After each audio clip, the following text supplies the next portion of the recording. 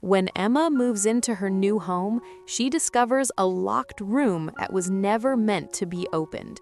What hides behind that silent door will make her question her own sanity. It was a rainy Thursday afternoon when the call came. I remember it vividly because I almost didn't answer.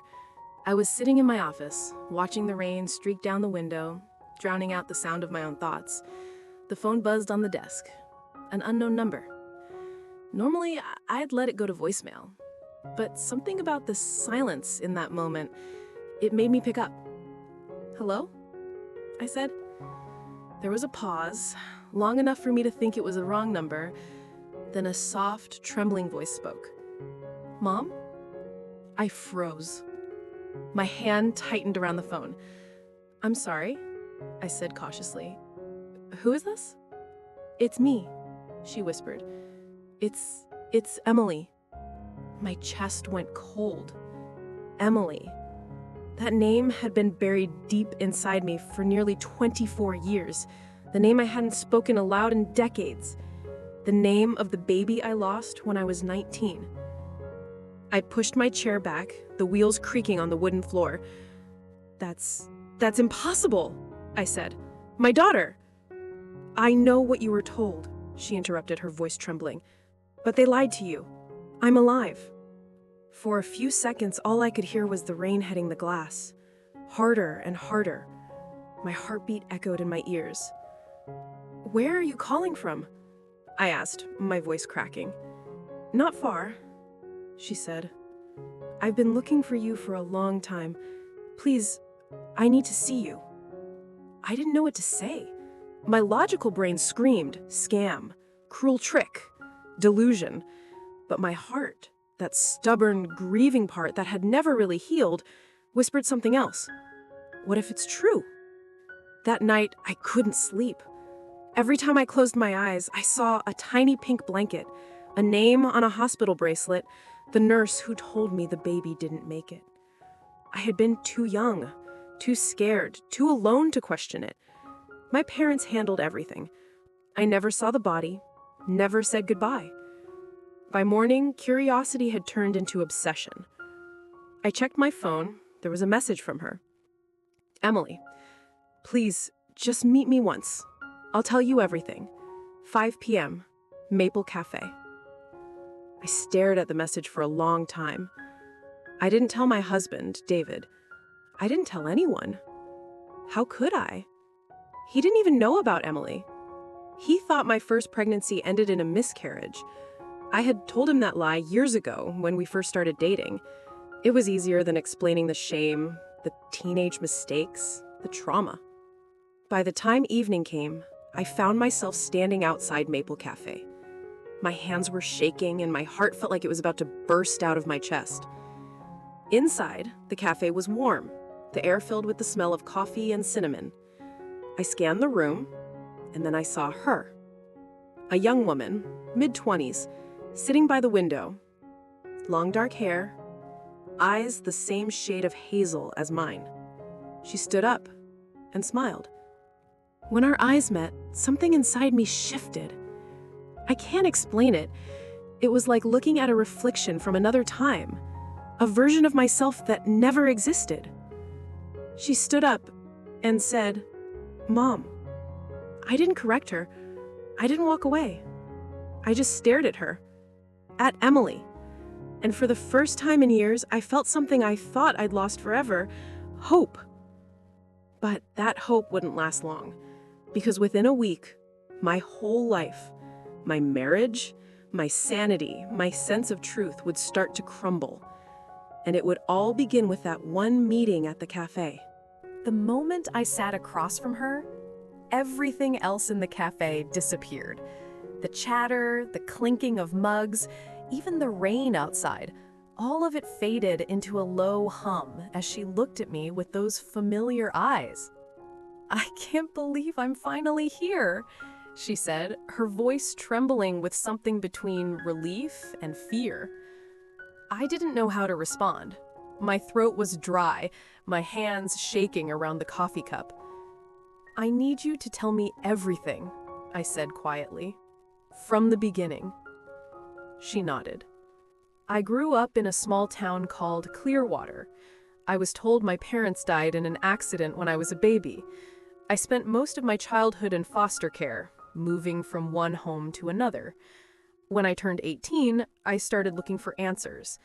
I found an old file, and your name was on it. My name? Yes, your name, Sarah Lawson. It said you gave birth at St. Mary's Hospital on March 4th, 2001. That's my birthday. It also said, the baby didn't survive. I stared at her, unable to breathe. That was the exact date. The same hospital. How could you have access to that file? I asked. She hesitated, glancing at her hands. I had help, a friend who works at the county records office. Her answer didn't fully make sense, but my thoughts were spinning too fast to question it. You have no idea, I whispered, how long I've lived with that pain. They told me you were gone. I never even saw you. Tears filled her eyes. They lied to both of us. For a moment, I believed her completely. There was something heartbreakingly sincere in her tone, something that made me want to reach across the table and hold her. Instead, I asked, why come to me now, after all these years? She took a deep breath. Because I'm sick, she said. The words hit me like a brick. What do you mean, sick? I have a rare genetic condition, she explained softly. My doctor said it might be hereditary. I needed to find my biological family to understand it, and I needed to find you. My heart clenched. The mother in me, the one who had been locked away for decades, came rushing to the surface. Oh my God, I murmured. Are you getting treatment? She nodded weakly. They're trying, but it's hard.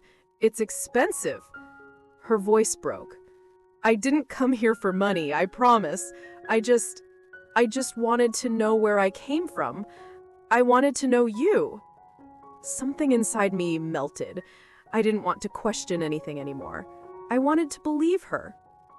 We sat there for hours, talking, crying, laughing through tears. She told me little things.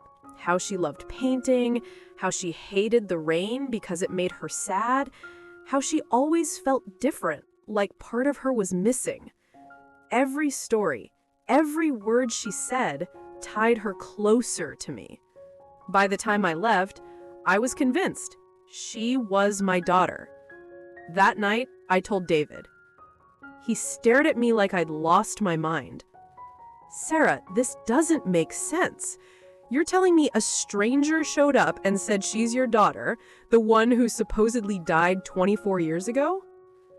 Yes, I said firmly, and I believe her. Why? Because she said the right things? Because she looks a bit like you? It's more than that, I snapped. She knows things, details no one else could know. The date, the hospital. Those aren't secrets, he interrupted. Someone could have looked that up. I hated how logical he sounded. I wanted him to feel what I felt, that pull in my chest, that strange certainty. David, I need you to trust me. He sighed, rubbing his temples. I just don't want you to get hurt or scammed. She's not after money, I said sharply. But even as I said it, I remembered the look in her eyes when she mentioned treatment, the hesitation. David noticed my silence. Did she ask you for anything? No, I said quickly. Nothing. He studied me for a moment longer, then said, Fine, but promise me you'll be careful. Over the next few weeks, Emily became part of my life. She'd text me every morning, sometimes just a heart emoji, sometimes a photo of her breakfast or a sketch she was working on. I started meeting her regularly. Dinners, walks, long talks that left me emotionally drained, but strangely fulfilled.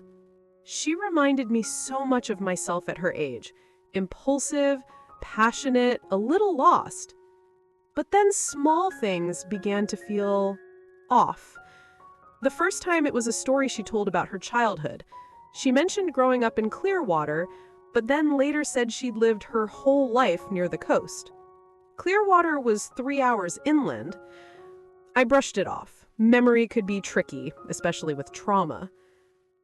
Then, one day, I caught her staring at a photo in my living room, a picture of me and David on our wedding day. Her eyes lingered on him a little too long. "He looks kind," she said softly. "He is, though lately that felt less true." She smiled. "You must love him a lot." "I do," though something in her tone made me uncomfortable. That night, I found myself replaying the moment in my head, wondering why it bothered me. 2 weeks later, David came home early from work. I was in the kitchen when I heard the front door open. And Emily's voice. "Hi, Mr. Lawson." I froze. David walked in, looking uneasy. I invited her for dinner, thought it was time I met her properly. Emily smiled brightly. "I hope that's okay, Mom." I nodded, hiding my nerves. "Of course." Dinner started off pleasant enough. Emily told stories about her art classes, her travels, the jobs she'd had. David listened, polite but skeptical. Then he asked, "So, Emily, what are your plans now?" She hesitated. "I'm not sure yet. I've been trying to get on my feet. It's been hard." "You're not working?" She shook her head. "Not at the moment." I shot him a look, silently begging him not to push further. But he did. "So, you said you're sick, right? How are you paying for your treatment?" Her smile faltered. "I manage." The silence that followed was suffocating. After dinner, when she left, David turned to me. "Sarah, she's lying." "About what?" "About everything. You can feel it. She's playing you." "You don't know that." He sighed. "She's too perfect, too rehearsed. She says just what you want to hear. Please, at least do a DNA test." I didn't want to admit it, but the thought had already crossed my mind. Still, the idea of asking her felt cruel. What if she was telling the truth? What if she really was my daughter and I made her feel unwanted all over again? So, I didn't ask. A few nights later, I woke up to a faint sound downstairs. The clock said 2:17 a.m. David was asleep beside me. I got up quietly and walked down the hall. The light from the kitchen spilled faintly into the living room. And there she was, Emily, standing by the bookshelf. "Emily?" I whispered. She turned sharply, startled. "Oh, sorry, I didn't mean to wake you." "What are you doing here?" She hesitated. "You said I could come by any time." "At 2 in the morning?" "I couldn't sleep," she said softly. I just wanted to see you." Her eyes shimmered with tears, and I felt my anger melt. "Next time, call me first, okay?" She nodded. "I'm sorry, Mom." I hugged her, though something about the way she held on, too tightly, too long, made my skin prickle. When she left, I checked the bookshelf. One of the drawers had been slightly pulled open. Inside were old documents, bills, family papers, and our house deed. My heart skipped. The next morning, David confronted me. "Sarah, do you know she used your name to open a bank account last week?" "What?" "I checked with the bank after I noticed a withdrawal alert. She used your information, Sarah, your social security number." I felt the blood drain from my face. "That's impossible," I whispered. "How could she?" How could she? She's not your daughter, he said coldly. She's conning you. You need to cut her off before it's too late. But I couldn't. Because despite everything, despite the lies, despite the creeping doubt, when I looked at Emily, I still saw my baby. And deep down, a part of me still believed her. After that morning, something inside the house shifted. David barely spoke to me, his silence colder than any words he could have said. I could feel his disappointment in every look, every sigh. But the worst part was the doubt creeping into my own thoughts. I tried to push it away, to hold on to the version of Emily I wanted to believe in, the lost daughter who'd been robbed of a childhood, not the woman who might have stolen my identity. Still, at night, I found myself lying awake replaying everything. The stories that didn't add up, the little details she dodged, the way her eyes lingered too long on David. But every time I thought of cutting her off, I remembered her tears, her frailness, the way she'd said, "I just wanted to know you." So I didn't. I told myself I'd talk to her, get things straight. Maybe she'd explain everything. Maybe this was a misunderstanding. When I called her that afternoon, she answered immediately.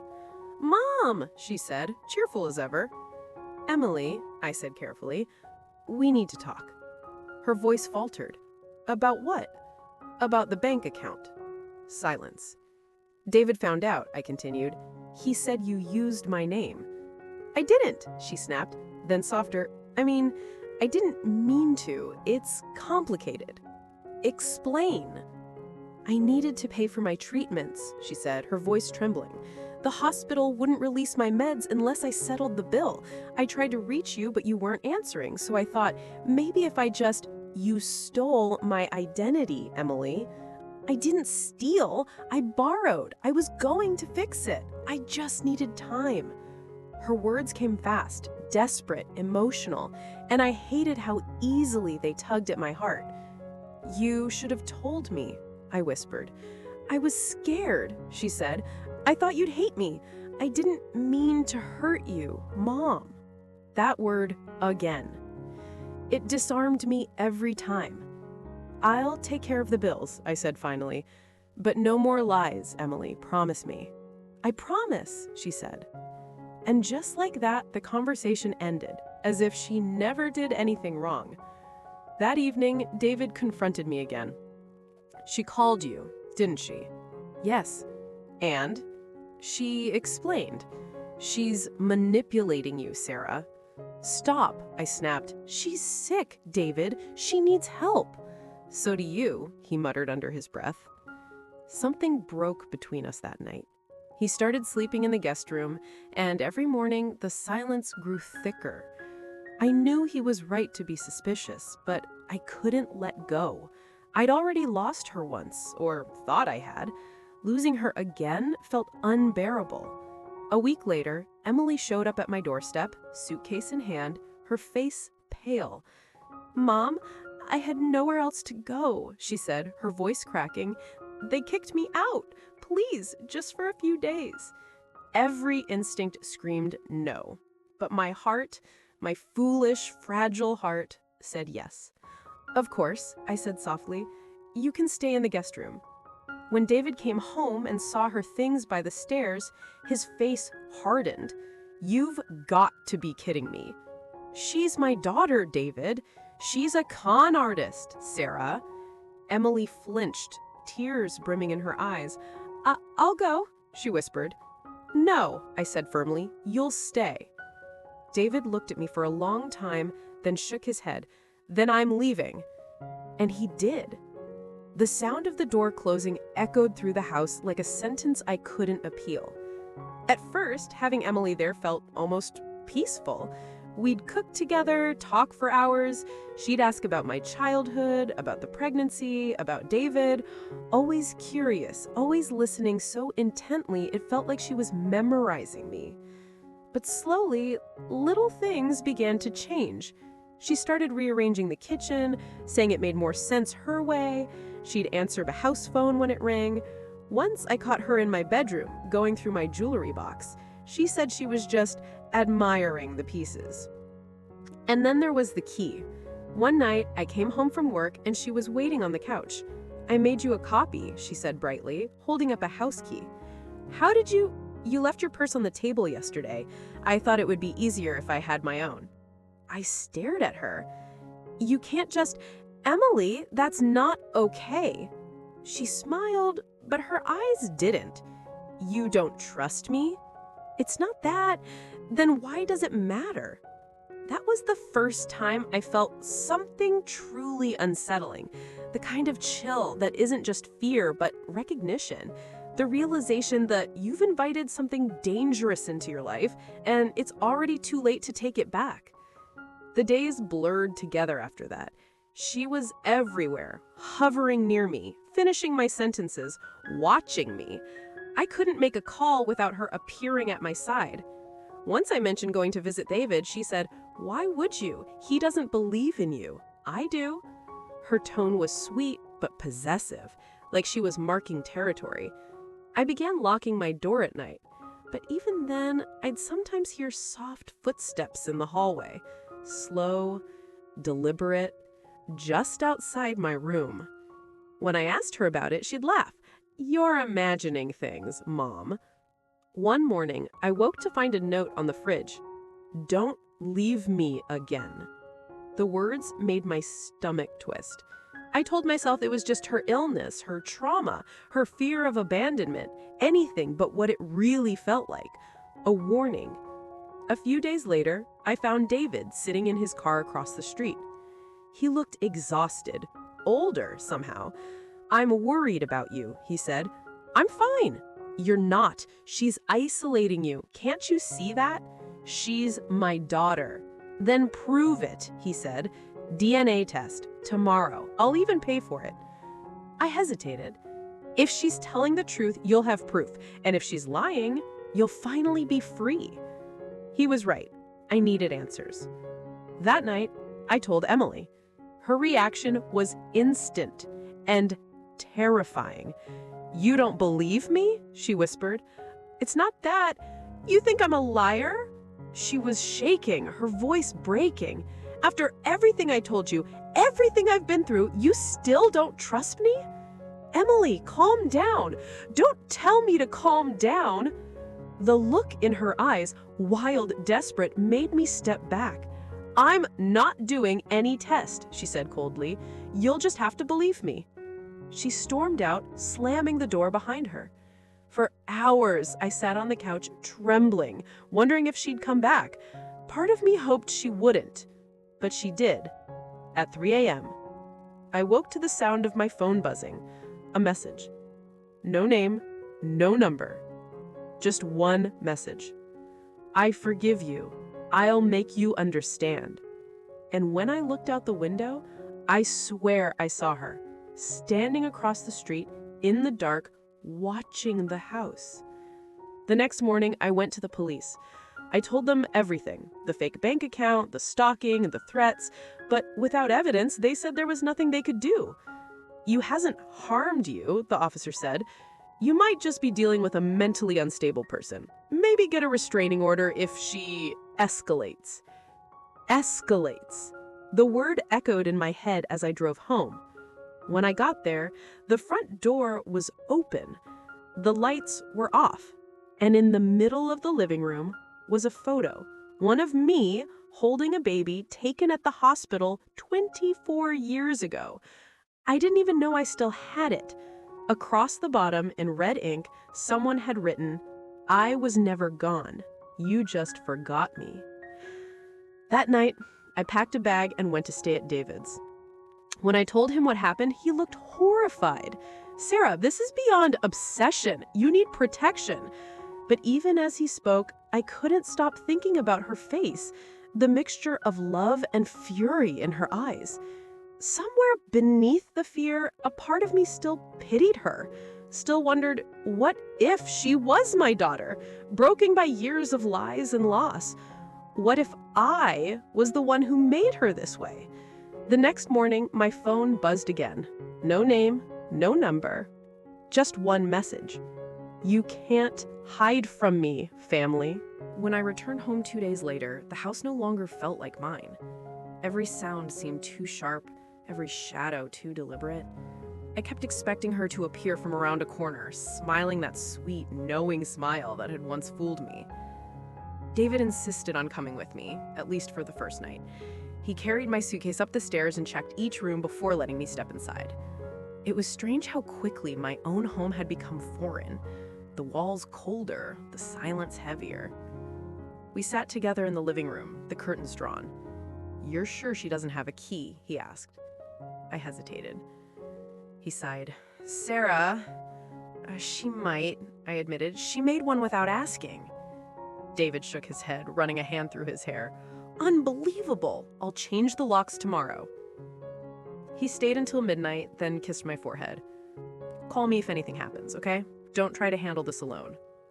When the door closed behind him, I locked it, double-checked the windows, and sat on the couch with every light in the house on. My phone buzzed once, a spam notification, but my heart still jumped. Every noise outside made me flinch.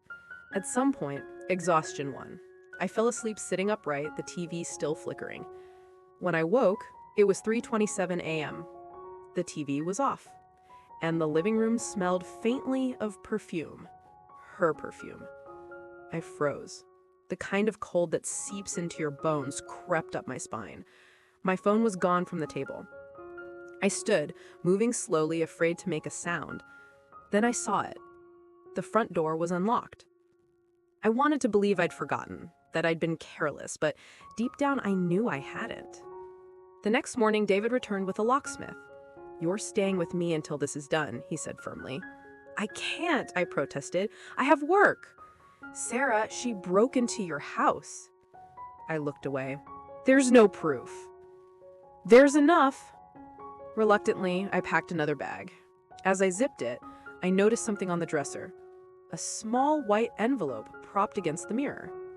My hands trembled as I opened it. Inside was a single photo. David and me sitting in his car outside my house 2 nights ago. On the back, written in that same careful, looping handwriting, "You don't need him. You have me." I moved into David's place that afternoon. For a few days, it felt safer. Normal, almost. We cooked dinner together, watched old movies, tried to ignore the unspoken tension between us. Then small things started happening. Emails I never sent appeared in my sent folder. Messages to coworkers, to friends, all polite, but strange, as if written by someone impersonating me. My Facebook account reset itself twice in a day. When I called the phone company, they said my number had been used to activate a new device. "Emily," I whispered to myself. I changed every password, deleted every account. David helped me set up new ones, secure ones. But the next morning, my new email already had a message waiting. "Nice try. You can't block family." Attached was a photo, me sleeping on David's couch. The timestamp was from 2 hours earlier. We called the police again. The same officer met us, notebook in hand, polite but dismissive. "She hasn't threatened you physically," he said. "She's watching me. She broke into my home. She's hacking my accounts." He raised a hand. "Mrs. Clark, I understand this is frightening, but unless there's direct evidence of a crime or a restraining order violation, there's not much we can do." I felt like screaming. "So you'll wait until she hurts me?" He looked uncomfortable. "Document everything. Keep records. We'll escalate if necessary." That night, David set up a security camera by the front door. "Just in case," he said. I tried to sleep, but my nerves wouldn't let me. Around 2 a.m., I got up for water and saw light reflecting off the living room window. Someone was outside. I moved closer, heart hammering. The porch light flickered, and for a split second, I saw her face. Pale, hollow-eyed, her hair wet from rain. Emily! She was standing still, staring right at me. I gasped, stumbled back, and grabbed my phone, but by the time I looked again, she was gone. David ran out, searching the street, but there was no sign of her. Only a small, rain-soaked note left on the porch. "Stop hiding, Mom. I just want to come home." The next day, David insisted we go to a lawyer. We filed for a restraining order, submitted everything. The photos, the messages, the recordings from the security camera. The lawyer said it might take time. Time we didn't have. That evening, when I returned from work, the house smelled like coffee. At first, I thought David had come home early, until I saw the cup on the counter still steaming and the back door slightly open. Then I heard it. A soft humming from upstairs. I moved slowly up the stairs, my pulse roaring in my ears. The humming grew louder, familiar.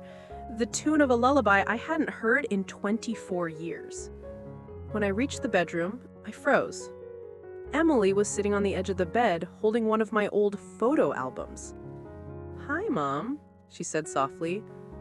I couldn't breathe. "How did you get in here? You left the window unlocked."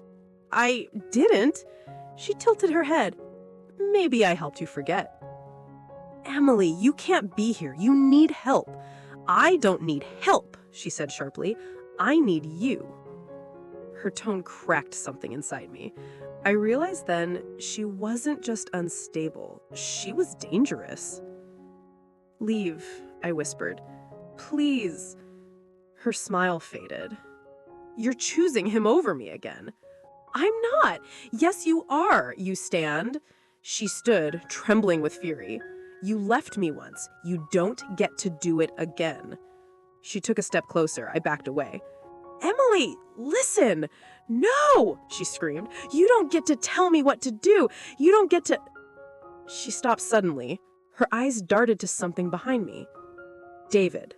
He was standing in the doorway, pale, phone in hand. He said, "I've already called the police." Emily's expression changed instantly, from rage to calm, almost eerily calm. She smiled. "You shouldn't have done that." Then she pushed past me and bolted down the stairs. By the time we reached the door, she was gone. The police came minutes later, searched the property, filed another report. They said she had violated the restraining order, that now they could actually act. But she was nowhere to be found. That night, I sat on the couch staring at the empty hallway. I felt hollow, exhausted. David put an arm around me. "She's not your daughter, Sarah. You know that, right?" I nodded. "I just don't understand why she chose me." He hesitated. "Maybe she's done this before." The thought chilled me. Later, unable to sleep, I opened the old hospital records I'd requested weeks earlier, the ones I'd been too afraid to look at. And there it was, the file for my stillborn daughter. Except the death certificate was missing. Instead, there was a handwritten note on the last page. "Transferred to patient 16B, Emily Hart." I stared at it, my hands shaking. It didn't make sense. Patient transfers weren't a thing in maternity wards. Unless... My breath caught. Unless someone had taken my baby. I didn't sleep that night. I couldn't. Everything I thought I knew, every certainty, every denial crumbled. If Emily was telling the truth, then someone had lied to me 24 years ago. Someone had stolen my baby and raised her to become whatever she was now. The morning I went back to the hospital where I'd given birth. The building had changed, the faces new, but the records room was still there. Dusty, forgotten. After an hour of searching, an older nurse finally remembered the name. "Oh yes, Emily Hart. There was an incident." "What kind of incident?" "The adoption records were sealed. The attending doctor left the country. There were rumors, but you didn't hear them from me." "What rumors?" "That he sold infants under false identities." My knees nearly gave out. "You're saying my baby was sold?" The nurse looked away. "I'm saying sometimes mothers were told their babies didn't survive when they did." I stumbled out of the hospital, shaking, trying to breathe. If that was true, then Emily was my daughter, and I had betrayed her all again. That night, I got one more message. No photo, no threats, just 6 words. "Now you finally believe me, Mom." The message didn't scare me anymore. It broke something deeper, something that had been holding me together. For weeks, I had been running from the idea that Emily might be telling the truth. But now, after that note in the hospital file, after what the nurse had said, I couldn't run anymore. If Emily really was my daughter, then she'd spent her entire life believing I'd abandoned her. And I'd spent mine mourning a child who hadn't died. The guilt was unbearable. David wanted to call the police again, but I refused. "I have to talk to her," I said. "Sarah, she's dangerous. She's hurt. There's a difference." He stared at me, eyes full of worry. "You don't owe her this." "Yes," I whispered. "I do." I went alone. Emily had always left clues, little breadcrumbs in her madness. Her messages, her photos, her notes, they all pointed somewhere. This time, it was a location tag hidden in her last message. An old house, 2 towns over, an address I didn't recognize. When I arrived, the air smelled of rain and rot. The house stood at the edge of a forest, its windows boarded, its porch sagging under years of neglect. A faint light glowed from inside, soft, warm, almost welcoming. I stepped through the door. It creaked open without resistance. Inside, candles burned on every surface. Photographs covered the walls. Me, David, the house, the hospital. And in the center of it all, a single framed photo. Me holding a newborn. Except I'd never seen that picture before. My hands trembled as I touched the frame. "Emily!" I called softly. No answer. Then from upstairs, a quiet voice. "Mom." She stood in the doorway of what must once have been a bedroom, pale and still, her eyes reflecting candlelight. "You came," she said, almost surprised. "I had to," I replied. She smiled faintly. "You finally believe me." I nodded. "Yes." For the first time, her expression softened. No anger, no mockery, just pain. "I thought if I made you remember," she said quietly, "you'd love me again." "I never stopped," I whispered. "I just didn't know." Her hands shook. "They told me you didn't want me, that you gave me away. I used to dream about you coming back." My throat tightened. "Who told you that?" She looked toward the corner of the room. A dusty, leather-bound photo album sat on a desk. I opened it. Inside were medical documents, the same hospital logo, the same date, but stamped with a different name. Dr. Alan Reeves. The same doctor who delivered me 24 years ago. Emily's voice trembled. "He took us both that night. Told me when I was older that my real mother couldn't handle me. He said I was better off with him." I felt sick. "He raised you?" She nodded. "He kept moving us, different names, different towns. He said if you ever found me, you'd ruin everything." The realization hit like ice. He sold my baby and then kept her for himself. Emily's eyes filled with tears. "I didn't know what to believe. When I saw you again, I thought maybe we could fix it. But then he found out. He told me you'd forgotten me on purpose, that you started a new life." I stepped closer. "He lied, Emily. He lied to both of us." She sobbed once, a sharp, broken sound. "I didn't want to hurt you. I just wanted you to see me." I reached out, slowly. "I see you now." For a moment, it felt like everything might end there, in forgiveness, in something fragile and human. But then I saw her eyes flick toward the stairs. Someone else was in the house. A voice came from below, calm, steady, male. "I told you not to contact her, Emily." Dr. Reeves. He was older now, gray at the temples, but the coldness in his eyes was unmistakable. "You lied to me," I said. He smiled faintly. "I protected you. That's different." "Protected me from what?" "From the truth. From yourself. You were in no condition to raise a child. I did what was necessary." "You stole her," I shouted. I saved her. You would have destroyed her. Emily stepped forward, shaking. Stop lying, she cried. You said she didn't want me. He looked at her with something like disgust. You were supposed to be perfect. And look at you, obsessed, unstable, pathetic. The words cut through the air like blades. Emily's face went blank. You made me this way. Maybe. But you'll never be hers. That was the moment everything broke. Emily screamed, a sound that didn't even sound human, and lunged at him. They crashed into the wall, candles toppling, fire catching on the curtains. I tried to pull her back, shouting, but the smoke was already spreading. The doctor fell, striking his head against the stairs. Emily turned to me, tears streaking her face through the soot. He's gone. It's over. Emily, we have to get out. The fire roared. She coughed, stumbling. I'm sorry, Mom. No, you're coming with me. I grabbed her hand, pulling her toward the doorway. The heat was unbearable now, the smoke choking every breath. But she stopped, shaking her head. I can't. Yes, you can. She smiled weakly. I've been dead once before.